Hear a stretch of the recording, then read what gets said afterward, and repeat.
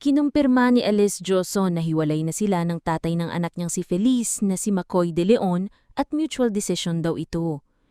2:00 ng madaling araw kanina, July 25, nang ibandera ni Elise ang open letter sa kanyang Instagram account. Kalakip niya ng video na tumutugtog ng gitara si McCoy sa awiting You Are My Sunshine bilang background music kasama ang mga masasayang araw nila kasama ng anak na si Feliz. Matagal ng haka-haka na hindi na nagkakasundo ang Maclis pero walang nagsasalita sa dalawa. Pero ang sitsit ng aming source dati ay hirap na si Elise na ipaglaban si McCoy sa pamilya niya dahil hindi raw pabor at isa ito sa dahilan kung bakit lagi silang nagkakaroon ng hindi pagkakaunawaan ng aktor. May nagchika rin sa amin na nakiusap dati si McCoy na wag muna siyang patayin sa FPJ's Batang Quiapo dahil kailangan niya ng trabaho na nagustuhan siya ni Coco Martin bilang direktor, producer dahil hindi pasaway sa set at magaling makisama. Sa open letter ni Elise ay inamin niyang sinubukan nila ni McCoy na ayusin ang kanilang hindi pinagkakasunduan pero hindi nagtagumpay kaya tinuldukan na nila ang mahigit 5 taon nilang pagsasama. Narito ang buong post ni Elise. My biggest dream in life has always been to build a family I could call mine, a home. That dream shaped us. It grounded us, and for all the beautiful 5 years and more that we were together, we held on to that dream with everything we had. We made that promise, to love, to fight, to stay.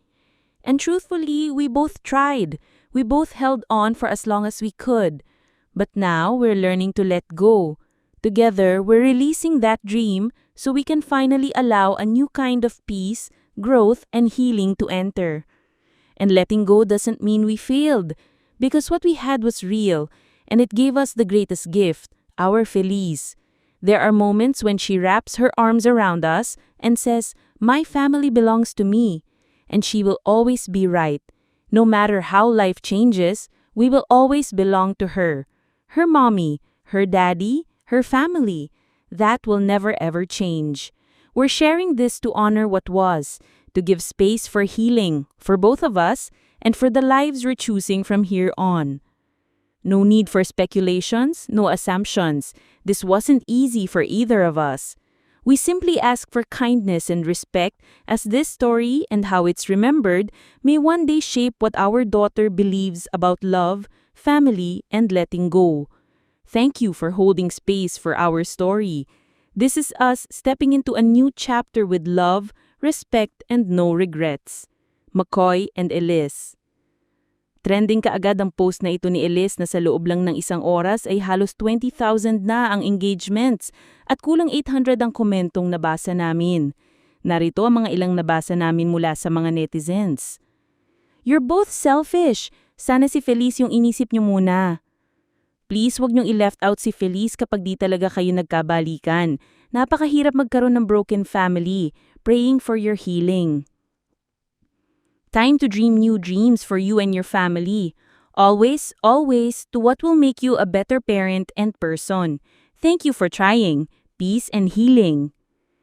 May nagbayong netizen naman sa aktres na sana hindi na lang nito ibinatid sa medyo ang hiwalayan nila ni McCoy dahil baka isang araw mababalita ang nagkabalikan na ulit sila. My dear Elise, could you please stop sharing your breakup here in IG? This is the second time around though, and then months later we will see you guys getting back. All I want to say is you don't need approval or to prove people. Stay low-key and silence for the healing you want to achieve.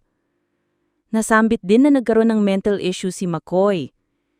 McCoy was mentally unstable yata before. One of his interviews he stated that he almost quit life. I mean, normally, like all of us, underwent depression stages. But this constant breakup use may be a trigger again. We don't know. Isa sa pinakamatapang na desisyon ay i-let go ang taong kasama mong bumuo ng pamilya, kasama ng mga pangarap mo, at una mong pinag-alayan ng pagkatao mo. Pero bago pa man kaming mga babae mag-let go, ilang beses din naming trinay lalo na sa gaya naming may mga anak. Iba pa rin kasi kapag napalaya mo ang sarili mo sa mga bagay na hindi na umaayon sa kung ano ang dapat at tama. Kaya kudos to you. Sobrang tatag mo. Sobrang nakalulungkot na balitang ito dahil sobrang mahal ng Maclis ang isa't isa. Pero siguro kailangan muna nilang huminga at sana pagdating ng tamang panahon, sila pa rin sa dulo.